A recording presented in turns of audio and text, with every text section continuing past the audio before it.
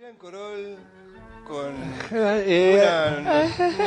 un recuerdo que no... Pero te digo una cosa, hablando hoy, ya visto no con una perspectiva muy grande desde lo histórico, pero sí desde lo político y con, de alguna manera, el diario del 2013 a la vista.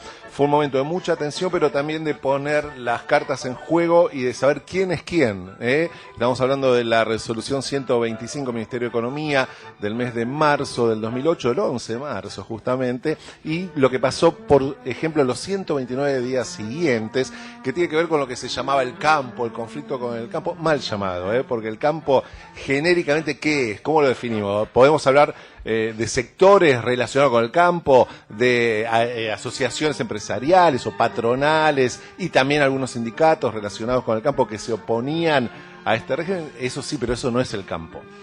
Argentina era el granero del mundo, y cuando uno hablaba del granero del mundo de chicos se pensaba enseguida en el trigo, pero acá estábamos pensando en otra cosa que era la soja. Es uno de los elementos que irrumpe en aquellos días, la sojización. ¿Qué es esto? ¿Qué es lo que causa en la tierra ecológicamente? ¿Cuál es el impacto? Esa soja que hoy en las dietas se utiliza por las proteínas como sustituto de la carne, que sirve para el biocombustible, pero que a su vez trae toda otra realidad desde el punto de vista de los cultivos, y también aparecen en el tapete, a la visibilidad, de lo que son los pools de siembra. Ya no hablamos del oligarca terrateniente que tiene sus grandes extensiones y nada más. Acá aparece gente que no es de la actividad, por ahí son inversores de capital financiero que invierten y alquilan una porción de tierra para hacer su negocio.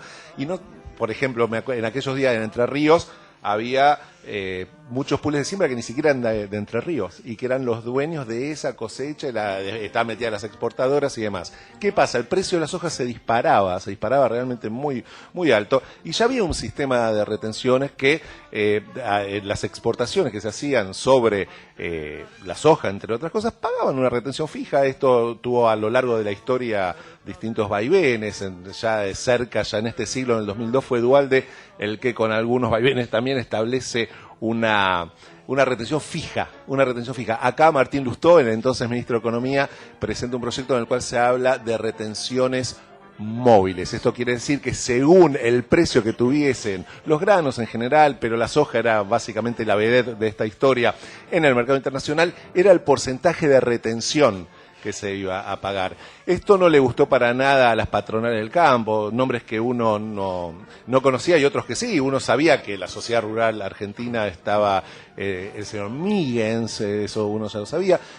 La Federación Agraria, por ahí uno tenía la imagen de la Federación Agraria de Humberto Volando, con sus posiciones políticas de centro-izquierda. Acá apareció un señor llamado Eduardo Bussi, más otras internas en la Federación Agraria, las confederaciones rurales argentinas, CRA, del señor Jan Vías, y Coninagro, que es más de cooperativas, pero de cooperativas grandes, ¿no? Como que el hombre fuerte ahí tenía que ver con Sancor, sin ir más lejos. Ellos eran los de la mesa de enlace. Enseguida se opusieron a este sistema de retenciones móviles porque, claro, la soja se está disparando, y si ellos tenían que pagar más retenciones, se disminuía de alguna manera su utilidad, lo cual no lo pensaron a largo plazo, lo pensaron únicamente para aquel momento como una cuestión de protesta, pero a esto se sumó muchísima gente que, no sé, aparecieron en escenas Cecilia Pandos, aparecieron en escena cortes de ruta, paros. Uno no puede dejar de pensar en la leche derramada en las rutas, en esos piquetes de abundancia, en el corte de rutas total por días y días, en el cual vos te querías tomar un micro de larga distancia para algún pueblo en el interior y no podías pasar. La transmisión 24 por 24 horas de muchos medios apoyando esto, y el desabastecimiento. Empezaban a faltar gradualmente carne, lácteos, verduras, las cacerolas de teflón sonando, y no hay que ir muy lejos en la historia, en aquel 2008, para encontrar paralelismos en este tipo de operaciones. Habían pasado acá en la Argentina en algunos momentos en el gobierno de Isabel Martínez Perón, y habían pasado en el Chile de Salvador Allende. Cacerolazos hubo, lockout patronal de camiones hubo también previo al golpe a Pinochet, y por supuesto el impacto mediático y el tratamiento mediático de los apoyos de la derecha que tuvieron tanto en el Chile de Allende como en la Argentina del 2008, con todas las distancias que hay. No era lo mismo, por suerte acá en la Argentina hubo elementos como para seguir adelante y no caer en, no te digo en un golpe, porque si bien algunos dicen esto es un golpe, en lo concreto lo que se pretendía era debilitar una posición. Lo cierto es que fueron pasando los días y los meses, dijimos 129 días de esta En esa época nació la palabra yegua para denominar a la palabra presidenta. yegua. También nació, recién hablábamos de Horacio González, también nació Carta Abierta. Ajá. Y se hablaba de un clima destituyente en aquellas reuniones de Carta Abierta. Se puso en juego quién es quién. Pasa que cuando Cobos dijo mi voto no es positivo, Sí. con esa voz tembleque que no podía ser heroica nunca, Sí. Yo me quedé pensando, él como presidente del Senado, ¿no? Sí. No tenía que inclinar su voto, dictado por la Constitución, a favor del... En realidad la Constitución no ¿Gobierno? lo obliga, no. La Ah. Constitución no lo obliga. Sí es el representante del Poder Ejecutivo. Hay una cuestión mucho más ética y moral que la Constitución. De hecho, Que legal. en la resolución de esa votación, de ese empate, lo peor que le pudo pasar a él es tener que desempatar. Él cuando habla nervioso ni siquiera tendría que hablar, o sea, tomó la palabra por una cuestión que tiene que ver con la gravedad de la situación, pero él ahí es el voto del desempate y punto. Quiso ser épico, pero no le daba. Sí, decía que la hija le había pedido por mensaje de texto que votara de esa forma y uno pensaba, ¿por qué no pusimos de vicepresidenta a la hija? ¿No? Lo cierto es que llegó, claro, para llegar a esa instancia lo que pasó en el medio fue que Cristina Fernández de Kirchner tuvo una actitud muy concreta y muy interesante, que fue decir, bueno, esto que no sea una resolución. Ya había renunciado Martín Lustó, ya había asumido Carlos Fernández, que es un técnico en economía de muy bajo perfil, que esto se trata en el Congreso.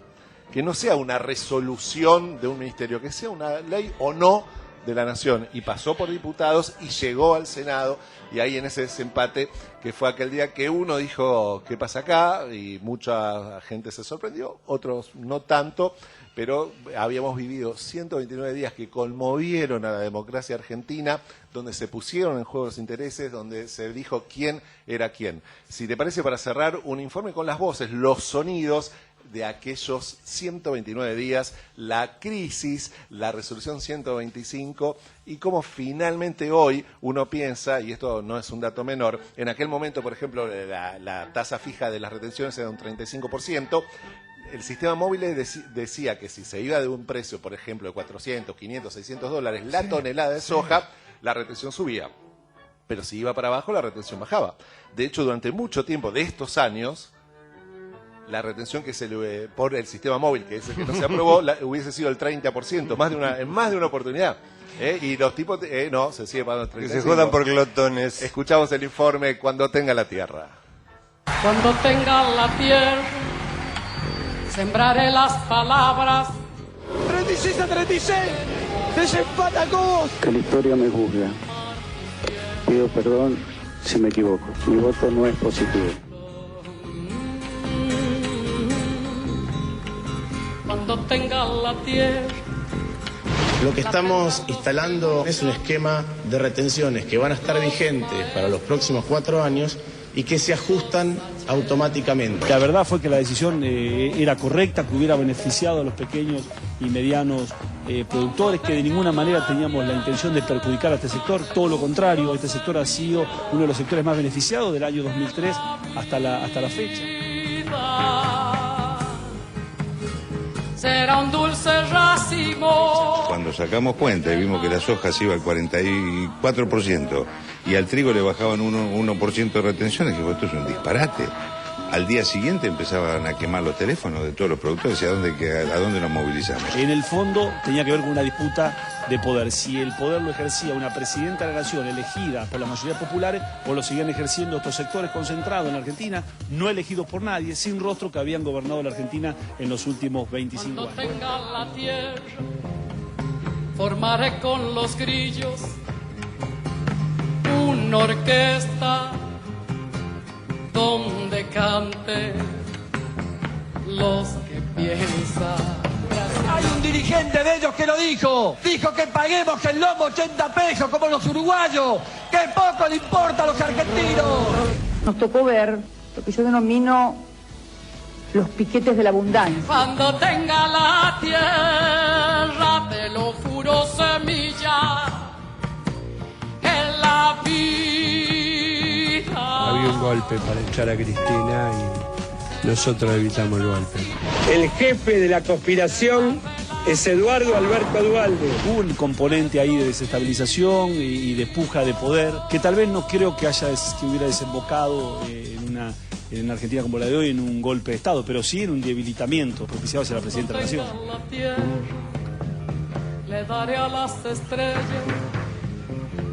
astronauta de trigales, luna nueva. Quiero darle a esa decisión que tomé, con las facultades que me concede la ley, más contenido democrático y más institucionalidad aún. Campesino, cuando tenga la tierra, sucederá en el mundo el corazón de mi mundo. Desde atrás de todo el olvido, secaré con mis lágrimas todo el horror de la lástima y por fin te veré, campesino, campesino, campesino, campesino. Vaya de mirar la noche en que nos acostamos para hacer los hijos. Campesino, cuando tenga la tierra le pondré la luna en el bolsillo y saldré a pasear por los altones en silencio. Y los hombres y las mujeres conmigo.